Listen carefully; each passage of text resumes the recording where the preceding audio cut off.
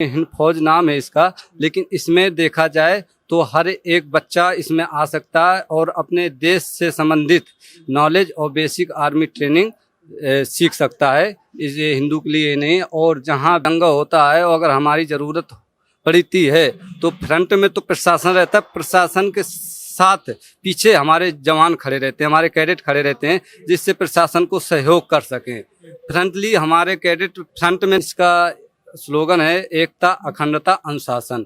एकता मतलब हमको जितने भी संगठन में, जितने भी सारे अपने संगठन चल रहे हैं देश भर में, उन संगठनों से एक रहना है और अपने संगठन में जितने भी कैडेट हैं उनको सबको एक लेकर चल अखंड। नमस्कार, बहुत बहुत स्वागत है आपका हमारे चैनल द सनातनी वॉइस में। मैं हूं आपके साथ शुभम त्यागी। आज हम वाराणसी के रुद्राक्ष कॉर्पोरेट इंटरनेशनल सेंटर में मौजूद है, जहां पर हमारे साथ AHF यानी अखंड हिंद फोर्स के कुछ कैडेट जुड़े हुए हैं।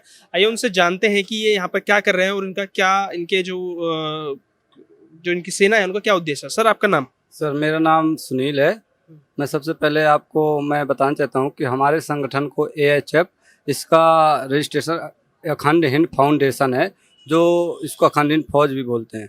इसका उद्देश्य है बचपन से ही बच्चों के अंदर देशभक्ति की भावना का विकास करना, समाज सेवा, राष्ट्र सेवा और स्वयं सेवी बनाना है। इसको 14 से 17 वर्ष के नाबालिग छात्र छात्राओं को इसमें 2 से 3 वर्ष का बेसिक आर्मी प्रशिक्षण दिया जाता है और इसमें ड्यूटी वगैरह लगती हैं। जैसे कि आप देख रहे होंगे कि संसद संस्कृति जो एक कार्यक्रम रखा है हमारे बनारसी विभाग में, गीता रानी हैं जो प्रदेश उपाध्यक्ष का पद है उनके पास हमारी समिति में, तो उन्हीं के माध्यम से हमें यहाँ 40 कैडेटों को एक सुरक्षा और नॉलेज के लिए लगाया गया है, जिससे बच्चे जो नाबालिग हैं, कैडेट हैं, वो आगे भविष्य में किसी भी जॉब या सरकारी जॉब या अपने बिजनेस लीडरशिप करने जाएं तो उनको अनुभव रहे। इसका ये पूरा उद्देश्य है जी। जिस तरीके से नाम है अखंड हिंद फोर्स, तो क्या सिर्फ हिंदुओं की रक्षा का एक मिला हुआ है आपको, कि या फिर सबकी रक्षा की जाएगी? ये अखंड हिंद फौज नाम है इसका, लेकिन इसमें देखा जाए तो हर एक बच्चा इसमें आ सकता है और अपने देश से संबंधित नॉलेज और बेसिक आर्मी ट्रेनिंग सीख सकता है। ये हिंदू के लिए नहीं, और जहाँ भी जो भी समिति या प्रशासन बच्चों की मांग करता है तो सुरक्षा की दृष्टि को देखते हुए या ड्यूटी को देखते हुए बच्चों को भेजा जाता है, जिससे बच्चों को भी नॉलेज हो और प्रशासन और धार्मिक लोगों को अपने देश में सुरक्षित महसूस हो सके। जिस तरीके से आपने बात की आर्मी की तरह आपको ट्रेनिंग किया जाए, तो क्या क्या सिखाया जाता है आपको ट्रेनिंग में? हाँ, ट्रेनिंग में हमको सिखाया जाता है, सबसे प्रथम वर्ष इसकी भर्ती प्रक्रिया जो होती है दौड़ के माध्यम से होती है। इसकी दौड़ जुलाई में होती है। कॉलेज में एक सूचना दी जाती है कि आपके ही नज़दीकी स्टेडियम ग्राउंड में या मैदान में इसकी दौड़ प्रक्रिया शुरू है,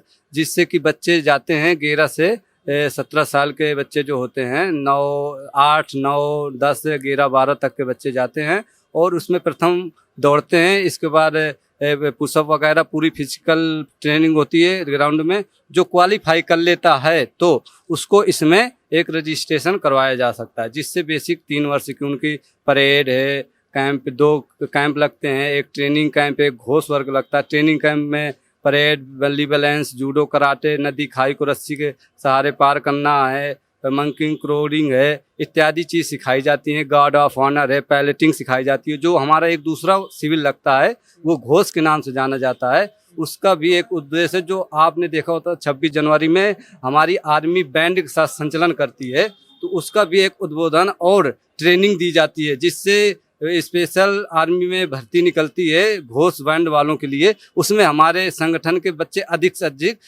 जा सकें, तो उस घोष में आनक है, बिगुल है, बंसी है, ट्रेंगल है, झांझ है, इत्यादि चीज़ें सिखाई जाती हैं बजाना। और एक लगता है लीडरशिप कैंप, जिसमें बच्चों को अपनी टीम का नेतृत्व करने का एक कैंप लगता है। ये 3 वर्ग लगते हैं और कई सारे विभिन्न कार्यक्रम होते रहते हैं, जैसे बड़े बड़े स्टेशन हैं, रोडवेज स्टान है, जल वितरण कार्य है, ठंडियों में कंबल है, ये सब कार्यक्रम होता रहता है। आपको वेपन ट्रेनिंग मतलब हथियारों की ट्रेनिंग भी दी जाती है। और मेरा दूसरा सवाल होगा कि अगर कभी ऐसी सिचुएशन आ जाए कि कहीं कोई दंगा हो रहा है या फिर आपकी जरूरत पड़े, तो किस हद तक जा सकते हो? हाँ, अगर कभी दंगा होता है और अगर हमारी ज़रूरत पड़ती है तो फ्रंट में तो प्रशासन रहता है, प्रशासन के साथ पीछे हमारे जवान खड़े रहते हैं, हमारे कैडेट खड़े रहते हैं, जिससे प्रशासन को सहयोग कर सकें।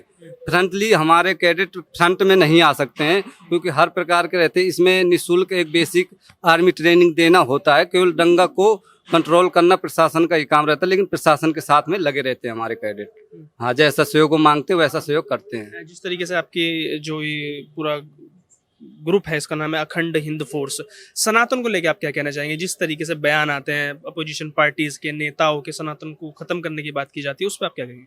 इसका हमारा तो यही रहा है कि सनातन धर्म तो बहुत पुराना धर्म है, इसके अच्छा धर्म है, और जो पार्टियां विरोध करती हैं तो उसके बारे में हम तो ज़्यादा नहीं बता सकते हैं क्योंकि वो तो हमसे अच्छे प्रवक्ता हैं, उनको क्या है गलत है सही है तो वो तो वही जान सकते हैं। लेकिन अगर हमारे नज़रिए से देखा जाए तो सनातन धर्म गलत नहीं है, बाकी व्यक्ति क्या कहता है तो उसके तो नज़रिए से देखा जा सकता है, उसकी हम कोई वो बता सकते हैं। जिस तरीके से युवा बच्चे 5 साल 6 साल 7 साल सब आपके साथ जुड़े होते हैं, एक तरफ तो लोगों का जो एक तरीके का विचार है, इससे मतलब बोला जाता है कि धर्म की राजनीति की जाती है, देश को बांटने की राजनीति की जाती है। आपके संगठन में क्या क्या सिखाया जाता है? हमारे संगठन में ये सब देश संबंधी सिखाया जाता है, बल्कि कोई पार्टी बेस नहीं सिखाया जाता कि आप आइए आप बीजेपी को वोट दीजिए, कांग्रेस को दीजिए, सपा बसपा को दीजिए, इसमें कोई नहीं। इसमें एक जागरूक बनाया जाता है कि अपने राष्ट्र में एक निर्णय ले सकता है कैडेट स्वयं।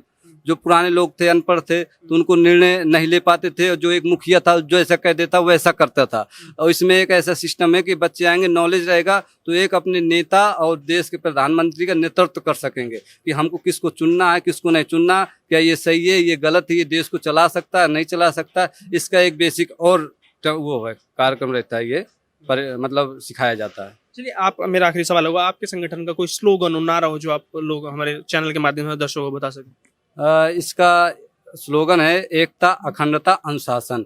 एकता मतलब हमको जितने भी संगठन में जितने भी सारे अपने संगठन चल रहे हैं देश भर में, उन संगठनों से एक रहना है, और अपने संगठन में जितने भी कैडेट हैं उनको सबको एक लेकर चलना। अखंडता, जो हमारे देश में कई सारे राज्य, कई देश, कई विभाजन हुए हैं, तो ऐसा प्रयास करना है कि हम अपने वहाँ जाकर भी सेवा दें और एक मतलब उनको प्रयास करें जोड़ने का, ऐसा है। और अनुशासन, हम किसी भी क्षेत्र में रहें, किसी भी सेक्टर में रहें, जहां भी रहें, तो अपनी टाइम पंक्चुअल और एक अनुशासित ढंग से कार्य करें, जिससे व्यक्ति को लग सके ये कहीं ना कहीं किसी संगठन से या किसी एनजीओ से ये कुछ न कुछ सीख के आया है, ऐसा उसे लगे। और वो ये सब। चलिए, बहुत बहुत धन्यवाद हमारे साथ आपके जुड़ने के लिए।